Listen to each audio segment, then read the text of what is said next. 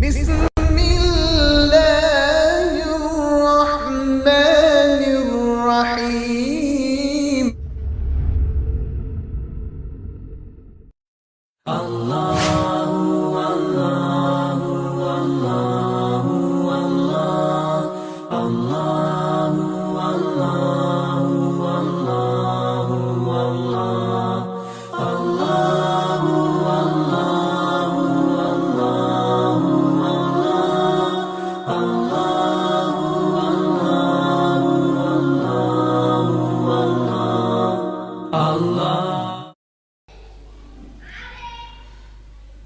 نحمده ونصلي على رسوله سيد الأولين والآخرين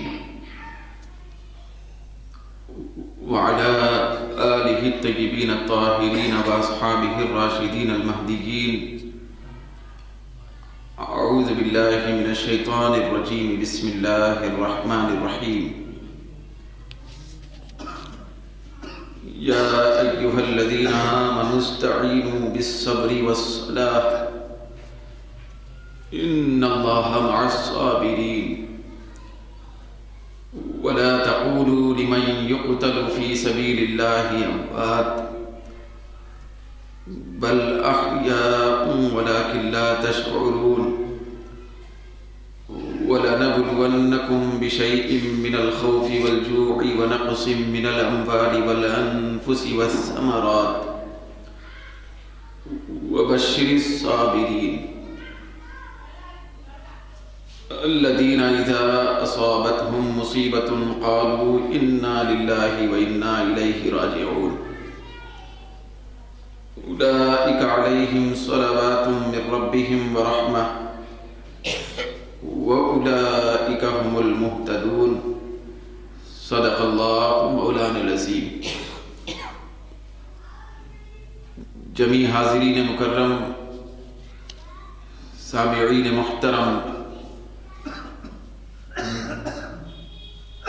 حضرات و خواتین،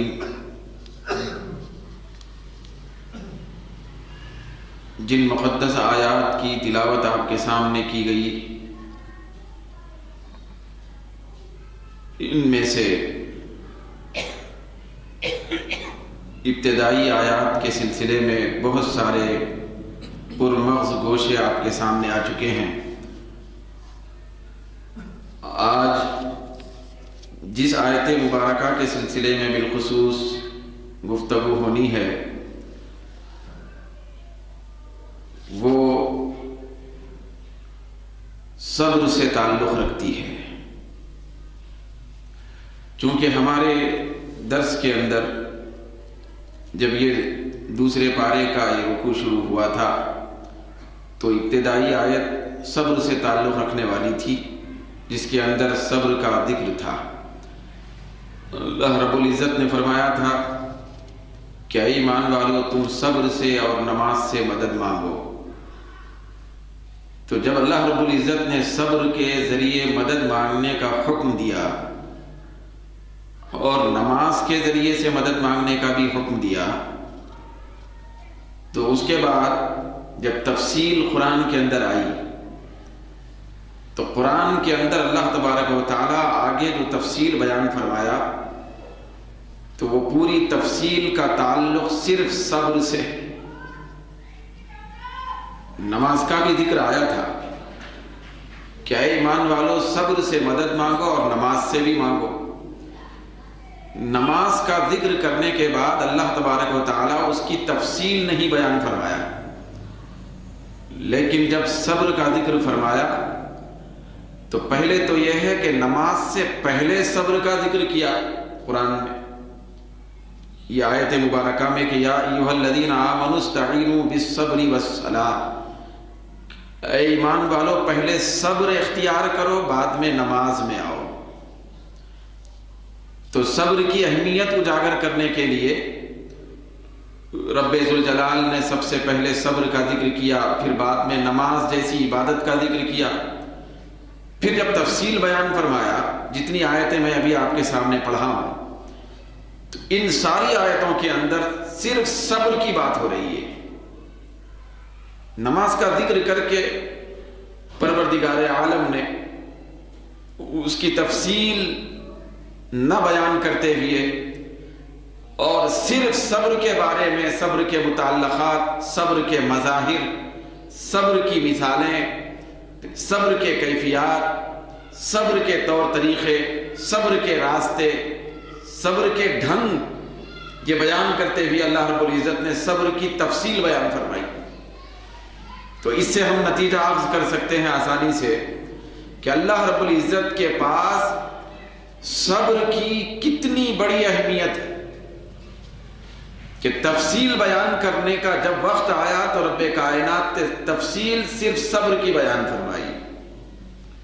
چنانچہ اللہ رب العزت نے فرمایا ان اللہ مع الصابرین، یہ ساری باتیں آپ کے سامنے آ چکی ہیں کہ اللہ نے فرمایا بے شک اللہ صبر کرنے والوں کے ساتھ ہے۔ حالانکہ نماز کا بھی ذکر ہوا تھا، میں نے اس کے بارے میں خصوصی ذکر آپ کے سامنے کیا ہے، سابقہ درس میں اس کا تفصیلی ذکر آیا ہے کہ اللہ تبارک و تعالیٰ نے فرمایا کہ میں صبر کرنے والوں کے ساتھ۔ پھر آگے اللہ رب العزت نے صبر میں سے ایک بہت بڑے صبر کی شکل آگے آیت میں بیان کرتے ہوئے فرمایا کہ دیکھو صبر کے کئی مرحلے ہیں، صبر کے کئی درجے ہیں، صبر کے کئی مرتبے ہیں، سب سے اونچے درجے کا جو صبر ہے تو وہ شہادت ہے، وہ اللہ کے راستے میں مارا جانا ہے۔ تو اللہ رب العزت نے اس سلسلے میں بیان فرمایا کہ وَلَا تَقُولُوا لِمَنْ يُقْتَلُ فِي سَبِيلِ اللَّهِ أَمْوَاتٌ، میرے جو بندے یاد رکھنا کہ میرے راستے میں جو لوگ بندے مارے جاتے ہیں تو صبر کے اعلیٰ منزل پہ پہنچ جاتے ہیں، گردن کٹا کے صبر کے اعلیٰ رتبے کو حاصل کر لیتے ہیں، تو خبردار صبر کے اعلیٰ مرتبے کو پانے والے، راہ حق میں جان کو نچھاور کرنے والے اور میری بارگاہ میں گردن کٹانے والے، پھر اپنی آخری سانس میری محبت میں قربان کرنے والے، یہ جو بندے ہیں تو یہ صبر کے اعلیٰ درجے میں پہنچنے والے ہیں، تو ان کو میں نے یہ اعزاز عطا فرمایا، یہ بلند رتبہ عطا فرمایا کہ خبردار انہوں نے صبر کے اعلیٰ درجے کو پا کر گردن کٹا کر یہ میرے راستے میں مارے گئے ہیں تو میں نے ان کو ہمیشہ کی زندگی عطا فرمائی ہے۔ تو ادھر صبر اختیار کر کے اعلیٰ درجہ پا لیے، تو دنیا والوں کے سامنے بھئی اظہار ایسے ہو گیا کہ موت آ گئی، لیکن رب قدیر نے فرمایا نہیں، موت آنا تھا، آئی اور چلے گئی، موت جانے کے بعد ہمیشہ کی ان کو زندگی مل گئی۔ تو اللہ رب العزت نے فرمایا وَلَا تَقُولُوا، مت بولو، مت کہو، لِمَنْ يُقْتَلُ فِي سَبِيلِ اللَّهِ أَمْوَاتٌ، ان لوگوں کو مت کہو جو اللہ کے راستے میں مارے جاتے ہیں، کیا مت کہو؟ تو اللہ نے فرمایا اموات، مردہ مت کہو، کیا مت کہو؟ مردہ مت کہو، بل احیاء، بلکہ وہ زندہ ہیں جو میرے راستے میں مارے گئے، گردنیں کٹائے، میرے راستے میں بہت زیادہ قربانیاں دیے، میرے راستے میں قطرہ خون بہا دیے، تو وہ زندہ ہیں۔ تو ہم عرض کرنے لگے پروردگار کیسے زندہ ہیں؟ میدان جنگ میں ان کے اوپر سے گھوڑوں کو دوڑایا گیا، ان کو تلواروں سے مارا گیا، پھر ان کے ہاتھ پیر کو کاٹا گیا، پھر ان کے آنکھوں اور ان کے سر پر کو زخمی کیا گیا، پھر ان کو بے دردی کے ساتھ بے گور و کفن ایسے ہی زمین پہ رہنے دیا گیا، وہ تو ہماری نگاہ کے اندر مرے ہوئے دکھ رہے ہیں۔ تو اللہ رب العزت نے فرمایا نہیں، بل احیاء، وہ زندہ ہیں، ولیکن لا تشکرون، ان کو میں نے ایسی زندگی عطا کی ہے جس زندگی کو تم نہیں سمجھ سکتے، تم نہیں سمجھ سکتے۔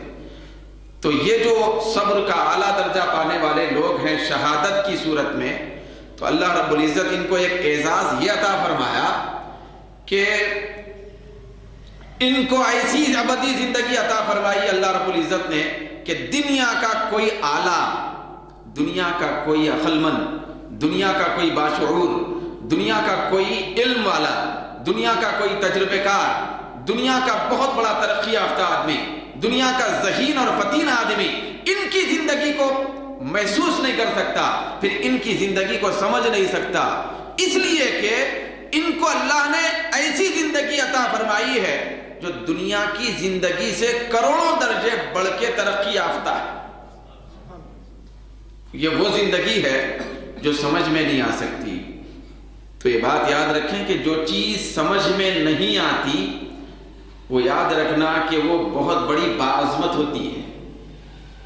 جو سمجھ میں آتی ہے تو آدمی اس کو ہیٹ سمجھتا ہے، اچھا یہی ہے، ٹھیک ہے یہی ہے۔ تو کسی چیز کے بارے میں آدمی کو نالج ہو گیا، سمجھ میں آ گیا، درک حاصل ہو گیا، ادراک ہو گیا، احساس ہو گیا، شعور ہو گیا، تو آدمی ایک مرتبہ، پہلے مرتبہ میں وہ سمجھے گا، بولے گا واہ کیا چیز ہے، لیکن دوسری تیسری مرتبہ میں بولے اچھا اتنا ہی ہے، سمجھ میں آ گیا۔ تو سمجھ میں آنے سے اس چیز کی عظمت کم درجے کی ہے یہ ثابت ہوتا ہے۔ تو اللہ رب العزت نے شہیدوں کے مرتبے کو اتنا اعلیٰ بنا دیا اور ان کو ایسی زندگی عطا فرمائی کہ دنیا کا کوئی بھی ترقی یافتہ عقل رکھنے والا انسان ان کی زندگی کو سمجھ ہی نہیں سکتا۔ بہت بڑی زندگی، بہت کامل زندگی ہے۔ کیوں اللہ رب العزت نے اتنی پیاری اور اتنی زیادہ حیات والی زندگی عطا فرمائی؟ اس لیے عطا فرمائی کہ وہ اپنی گردن کٹا کے اللہ کے ساتھ وابستہ ہو گئے، بھئی ان کا تعلق اللہ سے کامل ہو گیا۔ تو جو بھی اللہ کے ساتھ ہوتا ہے وہ کبھی مرتا نہیں، وہ کبھی مرتا نہیں ہے۔ تو اللہ رب العزت نے بے مثال زندگی عطا فرمائی۔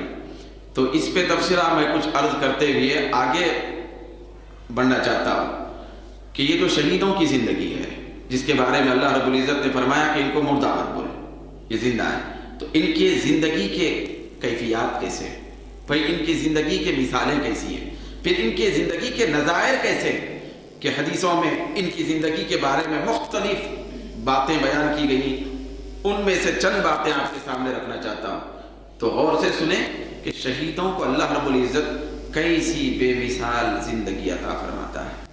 چنانچہ حدیث شریف میں آتا ہے کہ سرکار کونین صلی اللہ علیہ وسلم ارشاد فرماتے ہیں کہ ان الشہداء اذا استشہدوا، جب شہید لوگ شہید ہو جاتے ہیں، جب ان کی شہادت عمل میں آ جاتی ہے، تو انزل اللہ جسدا، اللہ تعالی ان کی روح ڈالنے کے لیے ایک جسم کو نازل فرماتا ہے۔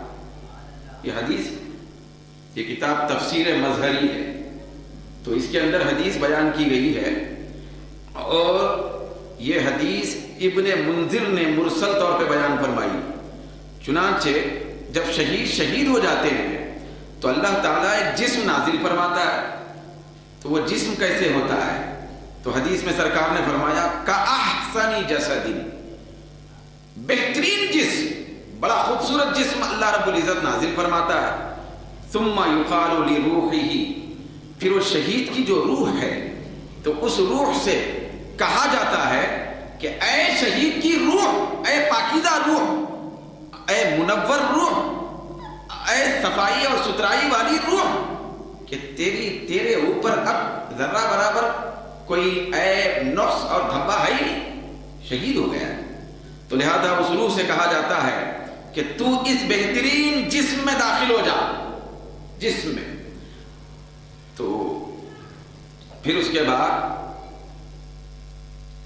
پروردگار عالم کی طرف سے وہ کہنے والا، وہ جو کہتا ہے روح سے کہ اس بہترین جسم میں داخل ہو جا جو اللہ نے اتارا ہے، تو وہ جسم، وہ کہنے والا، وہ جس کو پابند کیا گیا ہے، وہ فرشتہ جسم کی طرف دیکھتا ہے، بہترین جسم کی طرف دیکھتا ہے، پھر اس کے بعد اس سے ہم کلام ہوتا ہے، پھر اس کے بعد جب ہم کلام ہوتا ہے تو اللہ تبارک و تعالیٰ کے حکم سے وہ فرشتہ، وہ منادی کرنے والا اس جسم کو، اس روح کو اس بہترین جسم میں داخل کرتا ہے۔ جسم میں داخل کرنے کے بعد پھر کیفیت یہ ہو جاتی ہے زندگی کی کہ اس جسم والے شہید کا تعلق حور عین سے بھی ہو جاتا ہے، جنت کی حور سے اس کا نکاح کر دیا جاتا ہے، پھر وہ جنت کی حوریں آتی ہیں، حوریں آ کر اس کو اپنے ساتھ جنت میں لے جاتی ہیں، ہمیشہ کی زندگی اس انداز سے اس کو ملتی ہے۔ یہ بعض شہیدوں کا عالم ہوتا ہے۔ پھر ایک حدیث شریف میں یہاں تک آیا کہ اللہ کے حبیب صلی اللہ علیہ وسلم نے ارشاد فرمایا، یہ حدیث شریف حضرت صاحب ابو الدرداء رضی اللہ تعالیٰ عنہ سے ابن ماجہ نے روایت کی ہے۔ سرکار نے فرمایا کہ بے شک اللہ تبارک و تعالیٰ حرم علی الارض، زمین پر حرام کر دیا ہے، بے شک اللہ تعالیٰ زمین پر حرام کر دیا ہے۔ کیا حرام کر دیا ہے؟ کہ ان تأکل اجساد الانبیاء، کہ وہ نبیوں کے جسموں کو کھائے۔ یہ ابن ماجہ میں حدیث ہے جس کو صاحب تفسیر مظہری نے بھی نقل فرمایا، دیگر مفسرین نے بھی، کہ اللہ تعالیٰ زمین پر یہ کام حرام کر دیا ہے کہ وہ نبیوں کے جسموں کو کھائے۔ کوئی بھی زمین نبی کے جسم کو نہیں کھاتی، تو اس کو پیش نظر رکھ کر نبیوں کا جو فیض ہے وہ شہیدوں کو بھی مل جاتا ہے۔ صاحب تفسیر مظہری بیان کرتے ہیں کہ جس طرح نبیوں کو کے جسموں کو کھانا زمین پر حرام ہے، ٹھیک اسی طریقے سے نبیوں کے فیض سے شہیدوں کے جسم کو کھانا بھی زمین پر اللہ نے حرام کر دیا ہے۔ یہ تفسیر مظہری میں آتا ہے۔ پھر اس کے بعد ایک حدیث شریف میں ہے کہ اللہ تبارک و تعالی نبی شہیدوں کے اور صالحین کے جسموں کو کس طرح زندہ رکھتا ہے، تو یہاں ایک بہت زیادہ چشمدید واقعہ جو بطور روایت ہے وہ بیان کیا گیا کہ حضرت عمرو بن جموح اور حضرت عبداللہ بن جبیر انصاری رضی اللہ تعالی عنہما، یہ دونوں ایسے ہیں کہ ان کو جہاں دفن کیا گیا تھا، یہ تفسیر مظہری میں آیا، دفن کیا گیا تھا تو ان کی قبروں کے پاس پانی آیا، اندر سے پانی آیا۔ جب پانی آیا تو پانی جب آیا اور گزرنے لگا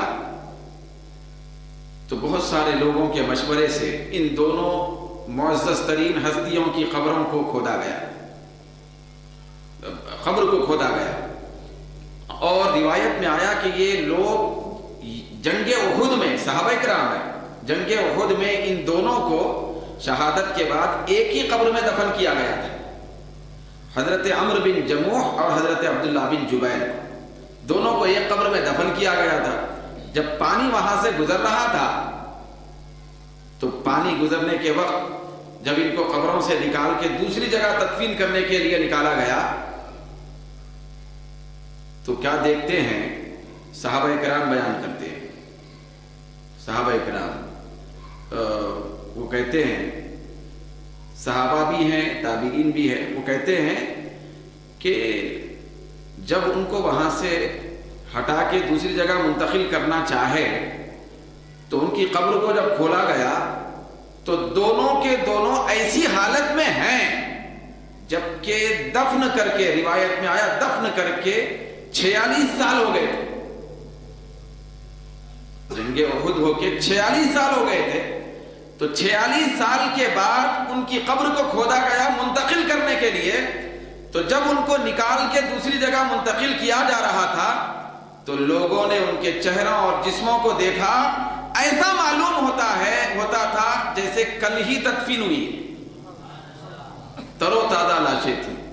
تو اللہ تبارک و تعالی شہیدوں کو اتنا اعلیٰ مرتبہ عطا کرتا ہے کیونکہ یہ لوگ صبر کے اعلیٰ درجے میں پہنچ جاتے ہیں، صبر کا اعلیٰ درجہ اختیار کرتے ہیں۔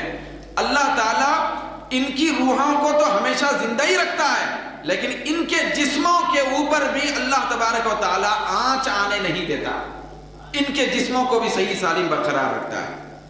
پھر اس کے بعد یہ تو شہیدوں کی بات ہے، شہیدوں کی۔ اگر کوئی شخص اللہ کے راستے میں پروردگار عالم کی رضا کے لیے مؤذنی کر رہا ہے، کوئی اذان دینے کی خدمت کر رہا ہے، تو اس کے بارے میں حدیث شریف میں آیا، حضرت عبداللہ بن عمر رضی اللہ تعالی عنہما سے روایت ہے، حضور نے فرمایا کہ ثواب کمانے کے لیے، اللہ کی رضا کے لیے اگر کوئی اذان دیتا ہے، مؤذن ہے، تو اللہ کے حبیب نے فرمایا کہ وہ شہید کے درجے میں ہے، کس شہید، تو درجے میں ہے، اس شہید کے درجے میں ہے جس شہید کو اس کے خون کے ساتھ قبر میں دفن کیا گیا۔ تو اس مؤذن کو اسی درجے کا ثواب اللہ رب العزت عطا فرماتا ہے۔ تو یہاں ثواب عطا کرنے کا مطلب بیان کیا گیا روایت میں کہ جب اس مؤذن کی تدفین عمل میں آئے گی، جب اس کو قبر میں دفن کیا جائے گا، تو جس طرح شہید کے جسم کو اللہ تعالیٰ زمین کے کیڑے کھانے سے بچا کے رکھتا ہے، اسی طریقہ سے مؤذن کے جسم کو بھی قیامت تک محفوظ کر دیتا ہے۔ تو یہ مختلف لوگوں کے مختلف اچھائیوں اور نیکیوں کی بنیاد پر صبر کے اعتبار سے کام انجام دینے والوں کو اللہ تعالیٰ بہت سارے مرتبوں سے نوازتا ہے۔ پھر حدیث شریف میں یہاں تک آیا، حضور نے فرمایا کہ جب کسی حافظ قرآن کی وفات ہو جاتی ہے، حافظ قرآن سے مراد با عمل حافظ قرآن، عمل کرنے والا حافظ قرآن، کیونکہ روایت میں آیا اذا مات حامل القرآن، قرآن کا حافظ ایسا جو قرآن کے احکام پہ عمل کرنے والا ہے۔ تو اگر با عمل حافظ قرآن کی وفات ہو جاتی ہے جب، تو اوحى اللہ الی الارض، اللہ تعالیٰ زمین کی طرف وحی کرتا ہے، اس حصے کی طرف، زمین کے اس حصے کی طرف جہاں اس کی تدفین ہوئی، تو اس کی طرف وحی کرتا ہے اور کہتا ہے کہ اللہ تأکل لحمہ، یہ میرے کلام کو یاد کرنے والا اور اس پہ عمل کرنے والا ہے، خبردار اے زمین تو اس کے گوشت کو کبھی بھی نہ کھانا، اس کے اوپر اپنا اثر نہ چھوڑنا۔ تو حافظ قرآن کے گوشت اور جسم کو زمین قبر کی نہیں کھاتی۔ پھر اس کے بعد فیقول الارض، پروردگار عالم کی بارگاہ میں زمین کا وہ حصہ عرض کرتا ہے، اللہ کے حکم کے بعد کیا عرض کرتا ہے؟ ای ربی، اے پروردگار، کیف آکل لحمہ وکلامک فی جوفی، تو زمین کا حصہ کہتا ہے کہ اے پروردگار، تیرے فضل سے، تیری توفیق سے مجھے پہلے سے ہی معلوم ہے، میں کیسے کھاؤں اس حافظ قرآن کے جسم کو اور اس کے گوشت کو، جبکہ اس کے پیٹ میں تیرا کلام موجود ہے، تو میں اس کے گوشت کو اور پوست کو نہیں کھا سکتی۔ تو یہ عام جو لوگ ہوتے ہیں عمل کرنے والے، صبر کے مرحلوں سے، عام صبر کے مرحلوں سے گزرنے والے، تو ان کی یہ کیفیت ہے۔ تو ایک شہید جب گردن کٹا کے اللہ کی بارگاہ میں پہنچتا ہے تو اس کے مرتبے کا عالم کیا ہوگا۔ چنانچہ قرآن کی برکت سے زمین حافظ قرآن کے جسم کو نہیں کھاتی اور اس کے گوشت پر حملہ نہیں کرتی۔ پھر اس کے بعد تو یہ ساری چیزیں بیان کرتے ہوئے صاحب تفسیر مظہری بیان کرتے ہیں کہ اللہ تبارک و تعالیٰ اس طرح صبر کا اعلیٰ درجہ پانے والوں کو زندگی عطا فرماتا ہے، اور ایسی باکمال زندگی عطا فرماتا ہے کہ جس کو صرف صحیح فراست سے جانا جا سکتا ہے یا وحی کے نور سے جانا جا سکتا ہے، جس کو کوئی نہیں جان سکتا۔ تو یہ بے مثال زندگی ہو گئی۔ پھر اس بے مثال زندگی کے بعد صبر کے اس عظیم مرحلے کا ذکر کرنے کے بعد اللہ تبارک و تعالی مومنین سے فرماتا ہے وَلَنَبْلُوَنَّكُمْ، اے مومنو ہم یہ اعلیٰ رتبہ تم کو عطا کرنے کے لیے، بڑے مرتبے دینے کے لیے ہم تم کو ضرور آزمائیں گے، مصیبتیں ضرور دیں گے، مصیبتوں میں ضرور تم کو مبتلا کیا جائے گا، مشقتوں سے ضرور گزاریں گے۔ پھر یہ بات یاد رکھیں کہ مصیبت یہ خالصیت کی علامت ہے۔ بولیے کیا ہے؟ مصیبت خالصیت کی علامت ہے۔ مطلب کیا ہے؟ مصیبت کافر اور منافق کو دور کر کے مومن کو متعین کر دیتی ہے کہ مومن یہ ہے، کیونکہ مصیبت اور بلا آنے کے بعد ہی خالص ایمان کا پتہ چلتا ہے، خالص ایمان کا پتہ چلتا ہے، اور بلا اور مصیبت یہ کافروں اور منافقوں کو مومنوں کے ایمان پر سوچنے کا جذبہ دیتی ہے۔ منافقین اور کفار سوچتے تھے، صحابہ کے اوپر مصائب آتے تھے، انگاروں میں ڈالا جاتا تھا، پتھروں سے مارا جاتا تھا، سینوں کے بل ان کو گزارا جاتا تھا، ان کے اوپر کانٹے ڈالے جاتے تھے، ان کے اوپر انگار ڈالے جاتے تھے، بھوک و پیاس سے ان کو گزارا جاتا تھا، سماجی اور معاشی بائیکاٹ کیا جاتا تھا، کئی سال تک سماجی طور پر لین دین ختم کیا جاتا تھا، بھوک اور پیاس سے ان کو گزارا جاتا تھا، لیکن صحابہ کرام ایمان کی فرحت میں ہمیشہ مسکراتے تھے۔ تو یہ جب صحابہ کی کیفیت کافروں کے سامنے آئی تو کافر سوچنے پہ مجبور ہو گئے کہ یہ بات تو سمجھ میں آ سکتی ہے کہ راحت میں آدمی کوئی چیز اختیار کر کے قائم رہتا ہے اور مصیبت نہ ہو تو کوئی آدمی کسی مشن میں باقی رہ سکتا ہے، لیکن یہ کیا بات ہے کہ مسلمان مصیبتوں سے گزرتے ہوئے بھی ایمان ہاتھ سے نہیں چھوڑتے۔ تو وہ سوچنے پہ مجبور ہو گئے، پھر سوچنے پہ مجبور ہو کہ کچھ لوگوں کو ایمان کی توفیق ہو گئی کہ ایمان واقعی کوئی ایسی لذیذ چیز ہے کہ مصیبتیں برداشت کر کے بھی ایمان کو نہیں چھوڑا جا رہا ہے۔ تو لہذا یہ بہت بڑے اونچے درجے کی چیز ہے، سمجھنے کے قریب آ گئے کہ ایمان ایسی کیسی چاشنی کی چیز ہے، ایسی کیسی لذت کی چیز ہے۔ جب سمجھنے کے قریب آ گئے، اللہ رب العزت کی طرف سے ان کو معرفت ایمان نصیب ہو گئی اور کلمہ پڑھ کے مسلمان ہو گئے۔ اچھے اور برے، اپنے اور پرائے کا پتہ مصیبت اور بلا سے چلتا ہے۔ تو یہ باتیں عرض کرنے کے بعد پھر میں آج جو بات آپ کے سامنے بطور خاص عرض کرنا چاہتا ہوں یہ ہے کہ اللہ رب العزت نے مصیبت دینے کو لازم کر دیا ہے کہ جو مومن ہوگا اس پہ مصیبت آئے گی، بس یہ طے ہے۔ جو مسلمان ہوگا مصیبت آئے گی، تو جب مصیبت آئے گی تو اللہ رب العزت نے تلقین فرمائی اپنی محبوب کی زبانی کہ اللہ نے فرمایا کہ وبشر الصابرین، اے محبوب ان مصیبت دیے جانے والوں سے آپ کہہ دو، خوشخبری سناؤ، جو بھی اس میں صبر کریں گے وہ بڑے خوشخبری والے ہیں۔ مصیبت میں صبر کرنے والوں کو خوشخبری سناؤ۔ تو کتنی بڑی خوشخبری اللہ کی طرف سے ملتی ہے مصیبت پہ صبر کرنے سے۔ حدیث شریف میں آتا ہے، حضرت ابو موسیٰ اشعری رضی اللہ تعالیٰ عنہ سے روایت، سرکار سے روایت کرتے ہیں، حضور نے فرمایا کہ اذا مات ولد العبد، جب کسی بندے کا لڑکا انتقال کر جاتا ہے، جب کسی کا بچہ مر جاتا ہے، تو قال اللہ تعالیٰ لملائکتہ، تو اللہ تعالیٰ اپنے فرشتوں کو بلا کے کہتا ہے کہ اقبضتم ولد عبدی، اے روح نکالنے والے فرشتوں، کیا تم نے میرے بندے کے بیٹے کی روح قبض کر لی؟ تو قالا، سرکار نے فرمایا کہ فیقولون، وہ فرشتے عرض کرتے ہیں نام، ہاں اے پروردگار، تیرے فلاں بندے کی روح، بندے کے بچے کی روح ہم نے قبض کر لی، روح نکال لی۔ تو قالا، اللہ فرماتا ہے اقبضتم ثمرۃ فؤادہ، کیا میرے بندے کے دل کے پھل کو تم نے چھین لیا بچے کی روح قبض کر کے؟ تو فرشتے عرض کرتے ہیں نام اے پروردگار، ہم اس کے دل کے پھل کو چھین لیا، بچہ جو دل کا پھل تھا۔ تو اس کے بعد پروردگار عالم فرشتوں سے پوچھتا ہے کہ جس وقت تم بچے کی روح کھینچ کے میرے پاس لا رہے تھے تو فماذا قال، میرا بندہ اس وقت کیا کہا تھا، کیا بول رہا تھا؟ روح قبض کر کے جب لا رہے تھے، اس کے بچے کا انتقال ہو گیا اور وفات تم دے دیے، لے کے جب میرے پاس آ رہے تھے تو بندہ کیا کہہ رہا تھا، باپ کیا کہہ رہا تھا؟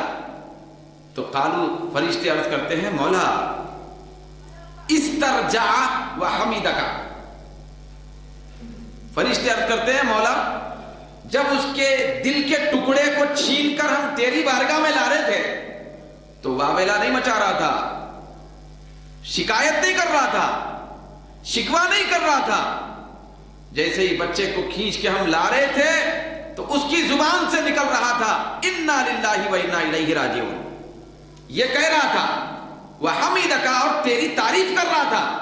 تو اللہ رب العزت فرماتا ہے اچھا، جب اس کے دل کے ٹکڑے کو کھینچ کے لا رہے تھے، دل کے ٹھنڈک کو کھینچ کے لا رہے تھے، آنکھوں کی ٹھنڈک کو کھینچ کے لا رہے تھے، نور نظر کو لا رہے تھے، تو اس وقت میرا بندہ ایسی حالت میں بھی صبر کرتے ہوئے میری تعریف کر رہا تھا اور انا للہ و انا الیہ راجعون کہہ رہا تھا۔ تو فرشتے عرض کرتے ہاں، تو اللہ فرماتا ہے عبدی بیتن فی الجنہ، میرے اس بندے کے لیے جو بچے کے انتقال پر صبر کر رہا تھا اور انا للہ و انا الیہ راجعون پڑھ رہا تھا، اس بندے کے لیے جنت میں ایک گھر بناؤ. یہ اللہ فرماتا ہے جنت میں ایک گھر بناؤ. وَسَمُّوهُ بَيْتَ الْحَمْدِ، اور اس گھر کا نام بیت الحمد رکھو. یہ حمد کا گھر رکھو، کیونکہ بچے کو جب چھین کے لایا جا رہا تھا تو وہ میری تعریف کر رہا تھا، تو اس کے لیے خاص گھر ہوگا، اس کے لیے جنت میں اعلیٰ محل ہوگا جس کا نام بیت الحمد ہوگا. تو یہ صبر کرنے والے جو بندے ہوتے ہیں تو ان کو اللہ تبارک و تعالیٰ ایسے نوازشات سے نوازتا ہے. پھر حدیث شریف میں آیا کہ آقا دو جہاں صلی اللہ علیہ وسلم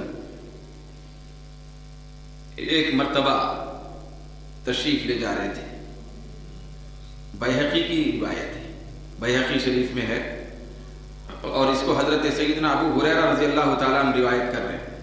تو حضور نے فرمایا اس وقت جب کہ آپ جا رہے تھے تو اذا انقطع شسع احدکم، جا رہے تھے تو آقا دو جہاں صلی اللہ علیہ وسلم کا جو چراغ تھا، چراغ تو چراغ بجھ گیا. جیسے ہی چراغ بجھ گیا تو آقا دو جہاں صلی اللہ علیہ وسلم نے پڑھا انا للہ و انا الیہ راجعون، چراغ بجھنے پر. تو صحابہ کرام نے عرض کیا یا رسول اللہ، چراغ بجھنا یہ کوئی مصیبت ہے جس پر آپ نے انا للہ و انا الیہ راجعون پڑھا؟ تو حضور نے ارشاد فرمایا ہاں، ہر وہ چیز جو مومن کو اذیت دے، مومن کو تکلیف دے، وہ مصیبت ہے، اور ایسی ہر مصیبت پر مومن کو چاہیے کہ انا للہ و انا الیہ راجعون پڑھے. تو اس وقت پھر آقا نے فرمایا جب کسی مومن پر ایسی چھوٹی موٹی مصیبت بھی آتی ہے پھر یہ انا للہ و انا الیہ راجعون پڑھ لیتا ہے تو اللہ تبارک و تعالی جو اس کو پہلے راحت تھی، جیسے چراغ تھا تو وہ جو راحت کی چیز تھی اس سے بہتر راحت کی چیز یہ پڑھنے پہ اس کو عطا فرماتا ہے. جو انا للہ و انا الیہ راجعون پڑھتا ہے، کوئی بھی اذیت مومن کو پہنچے تو اس پہ اگر وہ انا للہ و انا الیہ راجعون پڑھے تو اللہ تعالیٰ بہترین نعم البدل عطا فرماتا ہے، اس سے زیادہ بہترین چیز عطا فرماتا ہے. یہ اس وقت ہوتا ہے جب کہ آدمی کے دل کے اندر اخلاص کی دولت. پھر حضور صلی اللہ علیہ وسلم نے ارشاد فرمایا کہ جب تم میں کے کسی آدمی کا تسمہ بھی ٹوٹ جائے، تسمہ جوتے کا تسمہ بھی اگر ٹوٹ جائے تو ایسی صورت میں بھی فلیسترجع، اس کو چاہیے کہ انا للہ و انا الیہ راجعون پڑھے. تو ہم آج سے یہ تصور ذہن سے نکالنا ہے کہ کسی کے انتقال پر ہی یہ پڑھنا، ایسا نہیں ہے. جب بھی کسی کو چھوٹی موٹی اذیت پہنچتی ہے، نقصان پہنچتا ہے تو اس نقصان پر انا للہ و انا الیہ راجعون پڑھے. بھئی کسی کا جوتا چوری ہو گیا تو جوتے کے اندر زیادہ اس کی تلاش میں ادھر ادھر تگودو کرنے کے بجائے کہ میں کسی صورت میں اب جوتا تلاش کر کے لے جاؤں گا، اس کے بجائے جیسے ہی معلوم ہو گیا کہ چوری ہو گیا تو انا للہ و انا الیہ راجعون پڑھا جائے تو حدیث کی روشنی میں اس سے بہتر جوتا اس کو مل جائے گا. ایسے اسباب بن جائیں گے. تو جو چیز مسلمان کو اذیت دے، مسلمان سے جدا ہو جائے، چھوٹ جائے، پھر مسلمان کے دل کو تکلیف دے، تو اس پر جب یہ انا للہ پڑھتا ہے تو اللہ تبارک و تعالیٰ اس کا بہترین صلہ اس سے بہتر اس کو عطا فرماتا ہے. اور یہاں تک کہ حضرت سیدتنا ام سلمہ رضی اللہ تعالی عنہا اس کی تائید میں خود اپنی مثال بیان کرتی ہیں. حضرت ام سلمہ یہ ازواج مطہرات میں سے ہیں. حضرت ام سلمہ تو انہوں نے وہ جس وقت حضرت ابو سلمہ رضی اللہ تعالی عنہ کے نکاح میں تھے، حضرت ام سلمہ ابو سلمہ کے نکاح میں تھے، تو ابو سلمہ کے نکاح میں تھے. جب ابو سلمہ کا انتقال ہو گیا تو حضرت ام سلمہ نے انا للہ و انا الیہ راجعون پڑھا. کیا پڑھا؟ یہ کلمہ پڑھا کہ انا للہ و انا الیہ راجعون اپنے شوہر کے انتقال پر، تو اس کے بعد وہ جو بہترین بدلہ، اس سے زیادہ بہتر نعم البدل اللہ تعالیٰ عطا فرمانے کا جو وعدہ ہے، تو اس کی مثال خود اپنی ذات کو بیان کرتے ہوئے حضرت ام سلمہ ام المومنین فرماتی ہیں کہ جب میرے شوہر کا انتقال ہوا تو انا للہ و انا الیہ راجعون میں نے جب پڑھا تو دیکھو میری زندگی کو، میری مثال ہے کہ اس سے زیادہ بہترین شوہر، کہ ایسا شوہر کائنات میں کوئی نہیں ہو سکتا، وہ محمد عربی کی شکل میں مجھ کو عطا فرمایا، تو میں ام المومنین بن گئی۔ تو حضرت ام سلمہ کہتی ہیں کہ وہ انا للہ و انا الیہ راجعون پڑھنے کی برکت تھی کہ اب میں سرکار کے نکاح میں آ گئی، سرکار کے نکاح میں آ گئی۔ تو وہ نصیحت کرتی ہیں ہر ایک کو، حضرت ام سلمہ، کہ تم بھی انا للہ و انا الیہ راجعون کا ورد رکھو، تو جس چیز کے نقصان پر تم یہ پڑھیں گے اس سے زیادہ بہترین چیز تم کو ضرور ملے گی۔ اب یہاں تک کہ حضرت ابو سعید خدری رضی اللہ تعالیٰ عنہ سے روایت ہے، سرکار نے فرمایا کہ مسلمان کو جو تھکاوٹ ہوتی ہے، تھکاوٹ یا مصیبت ہوتی ہے یا بیماری ہوتی ہے یا غم ہوتا ہے یا رنج ہوتا ہے یا تکلیف ہوتی ہے یا حزن و ملال ہوتا ہے، حتی الشوکہ، یہاں تک کہ سرکار نے فرمایا یہاں تک کہ مسلمان کو کوئی کانٹا چبھتا ہے، کانٹا بھی اگر چبھتا ہے اور وہ چبھنے پر جب وہ اس طرح کے کلمات کہتا ہے، شکر گزاری میں ہی رہتا ہے، شکوہ نہیں کرتا ہے، تو اللہ تبارک و تعالی اس کو کانٹا چبھنے کے بدلے میں سارے گناہوں کو معاف فرما دیتا ہے۔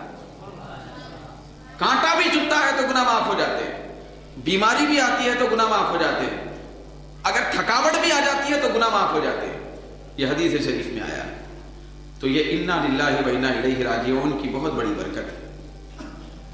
پھر اس کے بعد ایک انتہائی ایمان افروز بات آپ کے سامنے عرض کر کے بات کو ختم کرنا چاہتا ہوں اس کے ضمن میں، کہ یہ جو انا للہ و انا الیہ راجعون پڑھنا ہے، یہ اللہ رب العزت نے اس آیت میں بیان فرمایا کہ وبشر الصابرین الذین اذا اصابتهم مصیبۃ، صبر کرنے والے لوگ وہ ہوتے ہیں کہ جب ان کو کوئی مصیبت پہنچتی ہے تو قالوا، وہ کہتے ہیں انا للہ و انا الیہ راجعون، بے شک ہم اللہ کے ہیں اور اللہ ہی کی طرف لوٹنے والے ہیں۔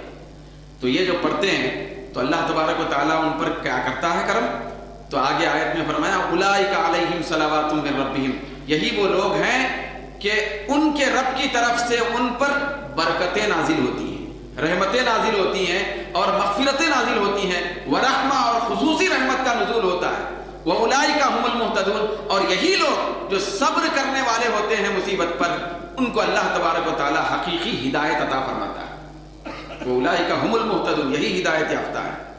تو اس کے بعد جب ہم تفسیر روح البیان کھولتے ہیں تو اس کے اندر اسی آیت کے تحت میں ایک انتہائی بہت زیادہ دلچسپ روایت موجود ہے۔ دلچسپ روایت یہ ہے کہ حضرت سیدنا سلیمان علیہ السلام کا زمانہ ہے، سلیمان علیہ السلام کا۔ تو حضرت سلیمان علیہ السلام کے زمانے میں ایک شخص تھا، وہ شخص ایک پرندے کو پکڑ کے لایا، اپنے گھر لایا۔ تفسیر میں ہے یہ واقعہ، حضرت سلیمان علیہ السلام، تفسیر روح البیان، پرندے کو پکڑ کے لایا اور لا کے پنجرے میں مقید کر دیا اس کو۔ جب پنجرے میں مقید کر دیا، یہ اس ضمن میں بات عرض کی جا رہی ہے، یہ واقعہ عرض کیا جا رہا کہ آدمی اگر مصیبت پہ، اذیت پہ، مشقت پہ خاموش رہے اور صبر کر لے تو اس کے کیسے بہتر نتائج نکلتے ہیں۔ واویلا مچانے پہ مصیبتیں اور آتی، وہی اذیتوں میں اور اضافہ ہوتا ہے، پھر ثواب سے بھی محروم ہو جاتا ہے، پھر اللہ تعالیٰ کی طرف سے بھی ناراضگی اتر جاتی ہے اس کے اوپر۔ تو حضرت سلیمان علیہ السلام کے عہد مبارک میں ایک شخص پرندہ پکڑ کے لایا، اس کو پنجرے میں مقید کر دیا۔ جب مقید کر دیا تو وہ پکارنے لگا، وہ پرندہ پکارنے لگا، تو اتفاق سے وہ جو پرندہ تھا، صوت حسن کان لہ صوت حسن و صورت حسنۃ، روایت میں آیا کہ اس کی آواز بھی خوبصورت تھی، پھر اس کی صورت بھی خوبصورت تھی۔ پرندے کی دو خوبصورتیاں اس کو مل گئی تھی، آواز بھی بڑی نرالی اور پیاری اور صورت بھی بڑی نرالی تھی. یہ دو چیزیں جب جمع ہو جائیں اور وہ بہت زیادہ پکار رہا صبح شام، تو آپ بتائیے کہ مالک اس کو چھوڑے گا؟ چھوڑ سکتا ہے؟ کتنی پیاری آواز ہے، کتنی پیاری صورت ہے. تو پنجرے میں مقید، اب وہ سنبھال کے رکھے گا مالک کہ کہیں کوئی آ کے پنجرے سے اس کو آزاد نہ کر دے، کہیں یہ بھاگ نہ جائے. صبح شام نظر رکھے گا تو قید میں رہے گا پرندہ. پکار رہا تھا، خوبصورت آواز تھی، اچھی صورت تھی، مالک اس سے لطف اندوز ہو رہا تھا. صبح شام مسلسل اس کی آواز کو سنتا تھا، جھومتا تھا، پکارا کرتا تھا پرندہ. تو ایک دن ایسا ہوا، اچھا وہ جو مالک تھا یہ پرندے کو شکار کر کے نہیں لایا. یہ اس پرندے کو دیکھیے کیا کیا تھا. اشتراہ رجل بألف درہم، اس زمانے کے 1000 درہم دے کے خرید کے لایا تھا. اب تو چھوڑنے کا سوال ہی نہیں. بھئی آواز بھی پیاری، صورت بھی پیاری، پیسہ بھی اتنا خرچ کہ 1000 درہم دے کے وہ خرید کے لایا تھا. تو لانے کے بعد پرندہ بس چیختا رہتا، چلاتا رہتا، مالک لطف اندوز ہوتا. ایک دن ایسا ہوا کہ ایک دوسرا پرندہ آیا کہیں سے. وہ پرندہ آیا، مالک دیکھتے بیٹھا تھا. پرندہ آیا، آ کے پنجرے کے قریب پہنچ کے اس پنجرے والے خوبصورت پرندے کے کان میں کچھ بات بولا، اپنی زبان میں بول کے وہ پرندہ اڑ کے چلے گیا. جس لمحہ وہ آنے والا پرندہ اس پرندے کے کان میں کچھ کہا اپنی زبان میں، ہر روز صبح شام پرندہ پکارتا تھا، واویلا مچاتا تھا. جیسے ہی وہ پرندے نے کچھ کہا تو اس لمحے سے ہی پنجرے والا پرندہ بولنا بند کر دیا. یہ روح البیان میں بولنا بند کر دیا. اب خاموش ہے زبان خاموش ہے. مالک بے چین ہے، کیوں نہیں بول رہے؟ 1000 درہم میں خرید کے لایا، کتنی پیاری آواز تھی، کتنی نرالی آواز تھی، کتنا حسن صوت رکھنے والا پرندہ تھا، کیسی میٹھی آواز تھی. تو پرندے کو سراہ رہا ہے، پرندے کے سامنے لا کر مختلف چیزیں ڈالتا ہے کہ کھا لے. پرندہ کیوں بولنا بند کر دیا؟ مالک پریشان ہے. اسی پریشانی کے عالم میں وہ شخص حضرت سیدنا سلیمان علیہ السلام کی بارگاہ میں پہنچا، غمزدہ حال ہے. حضرت سلیمان علیہ السلام کی بارگاہ میں جانے کے بعد عرض کرنے لگا کہ سرکار ایک غم ہے، ایک رنج ہے، مجھے ایک الجھن ہے. حضرت سیدنا سلیمان علیہ السلام نے ارشاد فرمایا کیا ہے بتاؤ. تو یہ شخص کہنے لگا ایک خوبصورت آواز والا پرندہ خریدا تھا، جس تاریخ سے خریدا اس تاریخ سے میں بس مگن میں رہتا تھا اس کی آواز سن کر. اتفاق سے ایک پرندہ آیا ایک دن اور اس کے سامنے آ کر کچھ کان میں کہہ کے گیا ہے. اس کے بعد سے وہ بات بولنا بند کر دیا ہے، آواز بند ہے، خاموش ہے. حضرت سلیمان علیہ السلام پرندوں کی بولی بھی جانتے تھے، معلوم. تو قرآن میں آیا ہے پرندوں کی بولی بھی جانتے تھے. تو حضرت سلیمان علیہ السلام نے فرمایا احذروہ، ٹھیک ہے یہ الجھن ہے، اچھا ٹھیک ہے وہ پرندے کو حاضر کرو، پرندے کو لے کے آؤ. بولنا بند جو کر دیا ہے. تو اس کے گھر والے پورے پرندے کو لا کے حاضر کر دیا حضرت سلیمان علیہ السلام کی بارگاہ میں. حضرت سلیمان علیہ السلام نے اس سے گفتگو فرمائی. پھر وہ پرندہ حضرت سلیمان علیہ السلام سے کچھ کہا. تو حضرت سلیمان علیہ السلام اس پرندے سے کہنے لگے اس کی زبان میں کہ لِصَاحِبِكَ عَلَيْكَ حَقٌّ، اے پرندے تیرا جو مالک ہے، تیرے مالک کا بھی تیرے اوپر کچھ حق ہے. بولنا کیوں بند کر دیا؟ مالک کا حق ادا کر، کچھ حق ہے. وہ بہت زیادہ لطف میں رہتا تھا، بہت زیادہ فرحت اور خوشی میں رہتا تھا تیرے بول سن کے. تو لہذا تیرے مالک کا حق ہے، تو بولنا چالو کر. تو پرندہ کہنے لگا سرکار بات یہ ہے یقیناً میرا مالک بہت اعلیٰ قیمت دے کے مجھ کے خرید کے لایا ہے، لیکن میں نہیں بول رہا ہوں. حضرت سلیمان علیہ السلام نے فرمایا لما سکتا، کیوں خاموش ہے، بول. تو کہنے لگا یا نبی اللہ، اے اللہ کے نبی، قل لہو، اس سے فرمائیے کہ میں جب تک پنجرے میں رہوں گا نہیں بولوں گا. بولنا اس لیے بند کر دیا ہوں تاکہ میرا واویلا ختم ہو جائے تو مصیبت دور ہو جائے. یہ قید کی زندگی مجھے عزیز نہیں ہے. تو اس کے بعد حضرت سلیمان علیہ السلام سے وہ پرندہ کہنے لگا کہ میں جب تک پکار رہا تھا اور جب تک چیخ رہا تھا تو اس وقت تک یہ لطف اندوز ہو رہا تھا. جب سے خاموش ہوں ذرا دیکھیے کہ آزادی کے کیسے راستے بن گئے. اب راستے ایسے بن گئے کہ آزاد ہو کر پنجرے سے باہر ہو کر آپ کی بارگاہ میں بیٹھ گیا ہوں. تو آزادی کے راستے بن رہے, بولنا بند ہو گیا. تو اس کے بعد حضرت سلیمان علیہ السلام نے اس سے پوچھا کہ وہ پرندہ آ کے کیا بولا تھا؟ تیرا جو جنس والا تھا, تیری قوم والا, وہ پرندہ کیا بولا تھا؟ تو یہ پرندہ کہتا ہے اس نے میرے واویلے کو سن کر آ کر کہا تھا کہ اے دوست, اے بھائی, خاموش رہ جا, صبر کر لے. اگر تو صبر سے رہے گا تو انشاءاللہ تعالیٰ بہت جلد آزاد ہو جائے. جب تک چیختا رہے گا, واویلا مچائے گا, شکوہ کرے گا, شکایت کرے گا, چلاتا رہے گا, آزادی نہیں ہوگی. ابھی قید میں جاتا رہے گا. خاموش ہو جا, صبر کی زندگی اختیار کر لے, صابر بن جا, آزادی کے راستے بن جائیں گے. تو میں اس کے اوپر عمل کرتے ہوئے خاموش ہو گیا تھا اور اس کی نصیحت اتنی زیادہ کارآمد ثابت ہو گئی کہ اب میں آزاد ہونے کے قریب ہوں, آزاد ہونے کے قریب ہوں.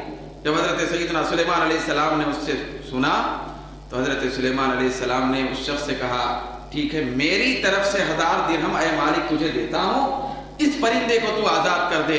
تو وہ شخص اس کو آزاد کرتا ہے اور وہ پرندہ حضرت سلیمان علیہ السلام کا شکر ادا کرتے ہوئے وہاں سے روانہ ہو جاتا ہے. پھر یہ کہتے جاتا ہے وہ فرشتہ کہ میری زندگی, میری قید کی زندگی سارے انسانوں کے لیے ایک عبرت ہے کہ اگر انسان چاہتا ہے کہ مصیبت کے قید سے دور ہو, تکلیف سے نکلے, اذیت سے نکلے, مصیبت سے, پریشانی سے دور ہو جائے, تو اس کو چاہیے کہ صبر کرے. مجھے دیکھے, میری مثال کو سامنے رکھے. دیکھو میں جب تک بولتا رہا, بے صبری کا اظہار کرتا رہا, صبر میں نہیں آیا, اس وقت تک قید میں رہا. جب سے صبر کا راستہ اختیار کیا, راستے بھی بن گئے اور آزاد ہو کے اڑ کے جا رہا. تو اس پرندے نے یہ نصیحت کرتے ہوئے, انسانوں کو جھنجھوڑتے ہوئے اس پرندے نے اپنا راستہ اختیار کر لیا. پھر آخری بات ہے کہ سرکار دو عالم صلی اللہ علیہ وسلم ایک مرتبہ حضرت امام حسن رضی اللہ تعالیٰ اپنے نواسے سے, لخت جگر سے اور اپنے بیٹے سے حضرت امام حسن سے فرمائے, سرکار کیا فرمائے؟ حضور نے فرمایا کہ اے بیٹے, تم قناعت کو لازم کر لو, جتنا ملا اتنا ہی کھانے کو لازم کر لو, زیادہ کی چکر میں مت جاؤ. قناعت کو لازم کر لو تو تکن من اغنى الناس, تو اے بیٹے تم سب سے زیادہ مالدار بن جائیں گے. قناعت کو لازم کر لو تو لوگوں میں سب سے زیادہ مالدار ہو جائیں گے. اور سرکار نے فرمایا امام حسن سے, نواسے سے, کہ فرائض کو ادا کرو, فرائض کو لازم کر لو تو تم لوگوں میں سب سے زیادہ عبادت گزار بن جائیں. پھر حضور نے فرمایا یا بنیا, اے بیٹے, ان فی الجنت شجرۃ, بے شک جنت میں ایک درخت ہے, یقال لها شجرۃ البلوا, اس درخت کا نام ہی مصیبت کا درخت ہے. جنت میں ایک درخت ایسا بھی ہے, شجرۃ البلوا, مصیبت کا درخت اس کا نام ہے. تو وہ درخت کس کے لیے ہے, کیا ہے؟ سرکار نے آگے بیان فرمایا یؤتی بأہل البلا یوم القیامتی. تو وہ جو جنت میں درخت ہے جس کا نام شجرۃ البلوا, مصیبت کا درخت ہے, تو قیامت کے دن سارے مصیبت زدہ لوگوں کو لایا جائے گا اور وہاں اس درخت کے قریب میں کھڑا کیا جائے گا. کھڑا کر کے اللہ تبارک و تعالیٰ کی طرف سے ندا ہوگی, یہ چونکہ دنیا میں مصیبت اختیار کر کے اذیت اور مشقت اٹھا کے آنے والے بندے ہیں, لہذا نہ ان کا نامہ اعمال کھولا جائے گا, نہ ان کا ترازو قائم کیا جائے گا, نہ اعمال تولے جائیں گے, نہ اعمال کے دفتر کھولے جائیں گے بلکہ ان کے اوپر ثواب دیا نہیں جائے گا، ثواب آج کے دن اونڈیلا جائے گا۔ یہ اللہ فرمائے اونڈیلا جائے گا۔ حدیث میں آیا کہ اونڈیلا جائے گا، بہت زیادہ اونڈیلا جائے گا، اتنا ثواب اونڈیلا جائے گا کہ یہ لوگ کہیں گے بس بس۔ تو اتنا زیادہ ان کو نعمتیں عطا کی جائیں گی، وہ شجرۃ البلوہ کے پاس ان کو کھڑا کر کے دیا جائے گا۔ تو حضور یہ فرماتے ہیں کہ جو چیز صبر کرنے میں ہے وہ کسی اور عمل میں نہیں ہے، جو فائدہ صبر کرنے میں ہے، جو ثواب صبر کرنے میں اللہ تعالیٰ نے رکھا ہے وہ کسی اور عبادت میں نہیں رکھا ہے۔ تو ہمیں چاہیے کہ زیادہ سے زیادہ صبر اختیار کرنے کی کوشش کریں، تو صبر کے راستے پہ چل کے ہی ہم پروردگار عالم کی طرف سے جزا اور بدلے کے حقدار بن سکتے ہیں، جنت کے حقدار بن سکتے ہیں۔ صبر کے بغیر کوئی بھی بندہ آخرت کی ایک منزل بھی طے نہیں کر سکتا، صبر کے بغیر کچھ بھی نہیں ہو سکتا۔ اگر بندوں کے کچھ اعمال نقص والے ہیں یا اعمال میں کمی بھی ہے مگر صبر والے تھے تو اللہ تبارک و تعالی اعمال کی کمی کو قیامت میں نہیں دیکھے گا، اعمال کے کم ہونے کو نہ دیکھتے ہوئے، اعمال کی کمی کو ایک طرف رکھتے ہوئے رب کائنات سارے اہل محشر میں فرمائے گا کہ ان کے اعمال ضرور کم ہیں لیکن ان کے ساتھ چونکہ صبر ہے، اعمال کی کمی کے باوجود صبر کے نور کی وجہ سے ان کو جنت دے رہا ہوں، ان کو جنت میں داخل کیا جا رہا ہے۔ تو اعمال کی کمی بھی دور ہو جائے گی صبر سے۔ پھر حدیث شریف میں آیا کہ اللہ تبارک و تعالیٰ جب کسی بندے کو کوئی مرتبہ دینا چاہتا ہے مگر وہ بندہ اپنے اعمال کی بنیاد پر وہ مرتبہ پانے کا حقدار نہیں ہوتا، حالانکہ اللہ چاہتا ہے کہ وہ مرتبہ ملے اس کو بڑا، لیکن وہ اعمال ویسے نہیں کر رہا بندہ کہ جس کے ذریعے سے وہ مرتبہ پالے، اعمال میں کمی، کجی، سستی، کاہلی، غفلت سب ہے تو وہ بڑا مرتبہ نہیں مل سک رہا، تو اللہ تبارک و تعالیٰ ایک راستہ بنا دیتا ہے اس کے لیے۔ کیا ہے؟ بندے اپنی رحمت سے بناتا ہے، اچھا ٹھیک ہے تو اعمال تو نہیں کر رہا ہے، ایسے تہجد گزاری نہیں کر رہا ہے، نوافل نہیں پڑھ رہا ہے، خیر کے پورے راستے اختیار نہیں کر رہا کہ جس سے وہ بڑا مرتبہ ملے، چل تجھے وہ مرتبہ دینا ہی دینا ہے۔ تو اس کا راستہ یہ اللہ رب العزت بیان کرتا ہے، حضور فرماتے ہیں کہ پروردگار عالم ایسے آدمی پر مصیبت ڈالتا ہے، جب مصیبت ڈالتا ہے مصیبت ڈالنے کے بعد اس پہ صبر کرنے کی توفیق بھی دے دیتا ہے، صبر کرنے کا جذبہ بھی دے دیتا ہے، مصیبت دے کے صبر کرا کے پروردگار عالم اس بندے کو وہ اعلیٰ مرتبہ عطا فرماتا ہے۔ تو مرتبے اگر ملنا ہے تو صبر سے مل سکتے ہیں، اعمال کی کوئی کجی دور ہونا ہے تو صبر سے دور ہوگی۔ بندہ اگر بد اعمالیاں والا بھی ہے لیکن صبر میں بہت کمال کو پہنچا ہوا ہے تو بد اعمالیوں کے باوجود پروردگار عالم اس کو اعلیٰ رتبہ عطا فرمائے، ساری کمی کجی قیامت کے دن دور ہو جائے گی۔ کس بنیاد پہ دور ہوگی؟ صرف صبر کی بنیاد پہ۔